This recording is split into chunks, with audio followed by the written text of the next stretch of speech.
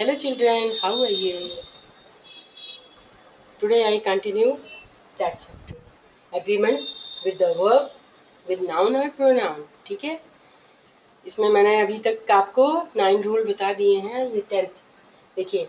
None is constructed in the singular और plural. None को आप क्या करते हैं, कर सकते हैं प्लूरल और सिंगुलर दोनों में बना सकते हैं.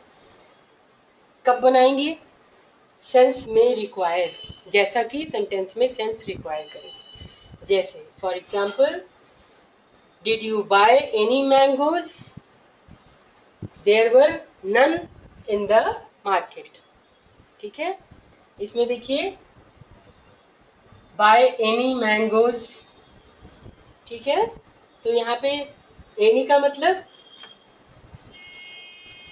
खरीदना चाहते हो कुछ भी.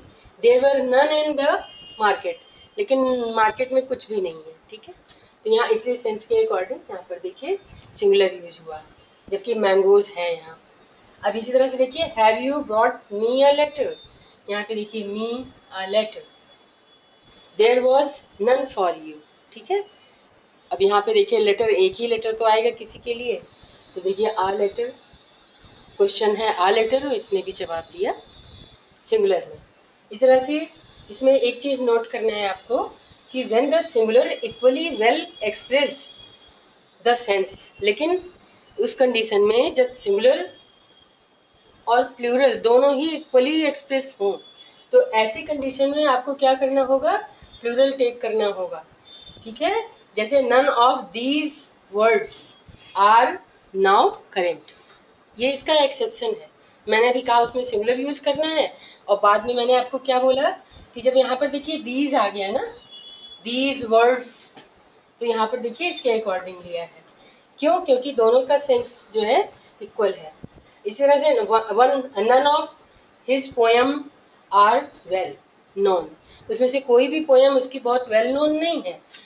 None but fool have believed it, लेकिन ये कौन बिलीव करते हैं? जो फूल्स हैं, मूर्ख हैं, जिन्हें समझ में नहीं आई होगी, उन्होंने ऐसा कहा. ठीक है, इसलिए देखिए अब ये एक anyone should be used when more than 2 persons और things are spoken of. None क्या, यहाँ पे हम एनीवन की बात अगर करेंगे तो एनीवन हम तब यूज करेंगे जब उसके साथ जो है आप और भी कई लोगों के बारे में बात कर रहे हैं. जैसे कि she was taller than any one of her 5 sisters. तो हम यहाँ किसके बारे में बात कर रहे हैं? 5 sisters के बारे में बात कर रहे हैं. ठीक है, तो उसके कंपैरिजन में ये जो है टॉलर है. ठीक, अब यहाँ पे अब ये 12th रूल देखिए, ईच है, इतर एंड नेदर है, आर डिस्ट्रीब्यूटिव प्रोनाउन. ये कैसे हैं? डिस्ट्रीब्यूटिव प्रोनाउंस है.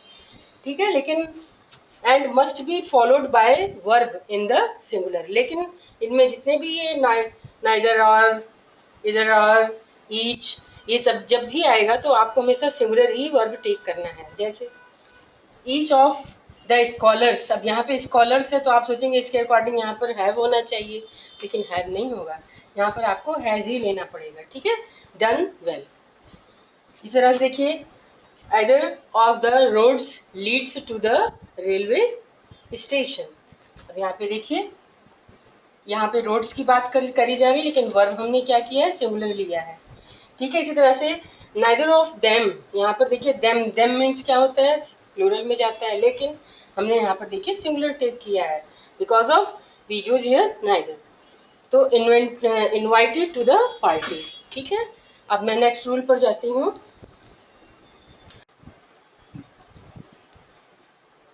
नेक्स्ट रूल है, इसमें क्या है? Be careful to use who and whom. Who जो है नॉमिनेटिव होता है और होम जो है ऑब्जेक्टिव होता है. ठीक, जैसे कि who they were, I really can not specify. तो यहाँ पे हु देखिए ये क्या है? नॉमिनेटिव केस में आया है. ठीक, इस तरह से आई वॉज द मैन. अब यहाँ पे देखिए आई जो है यहाँ पे नॉमिनेटिव फॉर्म में है, लेकिन द मैन हु, तो ये भी देखिए यहाँ पर हु आ गया, ये भी नॉमिनेटिव है, इसी को सपोर्ट कर रहा है. They thought was dead. They were people home. अब यहाँ पर देखिए They were the people whom it was not advisable to excite. ठीक है, अब यहाँ पे देखिए ये ऑब्जेक्ट की जगह पर यूज हुआ, इसलिए ये ऑब्जेक्टिव फॉर्म में आ जाएगा, इसलिए यहाँ पे whom का यूज करना है, हम यहाँ पर who नहीं करेंगे। ठीक, इस तरह से देखिए the student whom you bought so highly of has failed। ठीक है, अब यहाँ पे देखिए इसीलिए द स्टूडेंट इस नॉमिनेटिव केस में आया, यहाँ पे देखिए फिर ऑब्जेक्ट में ऑब्जेक्ट की जगह पर यूज है इसलिए। अब यहाँ देखिए 14 रूल है, when the subject of a verb is related pronoun the verb agrees in the number and person. तो वर्ब उस समय क्या किस हिसाब से लगाएंगे, सेंटेंस में अगर वर्ब नंबर उसका वो सिंगुलर है तो हम वहाँ पे वर्ब भी सिंगुलर लगाएंगे, अगर पर्सन जो है प्लूरल में है तो हम वहाँ पे प्लूरल यूज करेंगे। फॉर एग्जाम्पल देखिए he is the one of the cleverest boy. अब यहाँ पे one of the cleverest boy that have passed through the school. ठीक है, यहाँ पे देखिए हमने सेंस लिया बॉयज था, ये देखिए बॉयज था इसलिए हमने हैव का यूज किया।